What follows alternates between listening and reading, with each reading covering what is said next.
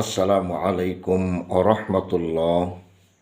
সুপ্রিয় মুসলিম মানবতা, আল্লাহর নবী সাল্লাল্লাহু আলাইহি ওয়াসাল্লাম যিনি হচ্ছেন সমস্ত উম্মাতের কাণ্ডারি, শাফাতের অধিকারী, শাফাতকারী, সুপারিশকারী, যে নূর নবী সাল্লাল্লাহু আলাইহি ওয়াসাল্লামের শাফাত সুপারিশ ছাড়া জান্নাতের আশা করাই বৃথা। সে নূর নবী সাল্লাল্লাহু আলাইহি ওয়াসাল্লামকে নিয়ে আজকে কটূক্তি, বিভক্তি, অভক্তি, বিভ্রান্তি কে বা কার মাধ্যমে এত বিস্তার লাভ করেছে, আপনারা সাধারণ মস্তিষ্কে একটু ভেবে দেখুন।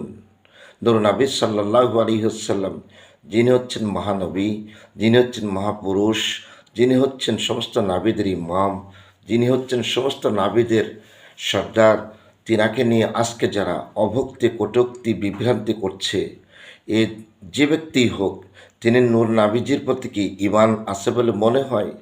নূর নবী সাল্লাল্লাহু আলাইহি ওয়াসাল্লামের প্রতি যদি ঈমান না থাকে, সে কি রসুলের উম্মাত হতে পারে? উম্মাতের শর্ত কি? উম্মাতের শর্ত অনুসরণকারী, উম্মাতের শর্ত ইত্তেবাকারী, উম্মাতের শর্ত নূর নাবিজির প্রতি ঈমান আনয়নকারী। যিনি ঈমান আনে নাই এমন ব্যক্তি যদি কুরাইশ বংশেও হয়, তিনিও তো নূর নাবিজির উম্মাত হতে পারে নাই। তা আজকে যারা এক বাক্যে নূর নাবিজির দরুদ, সালাম, কিয়াম নিয়ে বিভ্রান্তিতে ব্যস্ত, যাদের মুখের একটাই বাণী শুধু বেদাত বেদাত বেদাত, আসলে বেদাত এদের মূল তন্ত্র।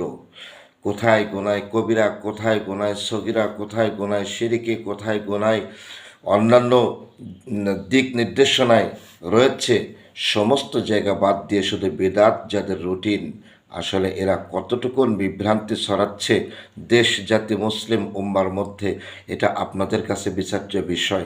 তাই দেখুন, এদের থেকে সাবধান। এরা জাতিকে বিভ্রান্তি করার একটা রুটিন কার্যকর করছে। আল্লাহ যেন প্রতিটা মুসলমান নারী পুরুষকে এদের থেকে সতর্ক থাকার সুযোগ দেন। আমিন। ওমা তাওফিক ইল্লা বিল্লাহ। ভিডিওটি সবাইকে সাবস্ক্রাইব করে দেবেন।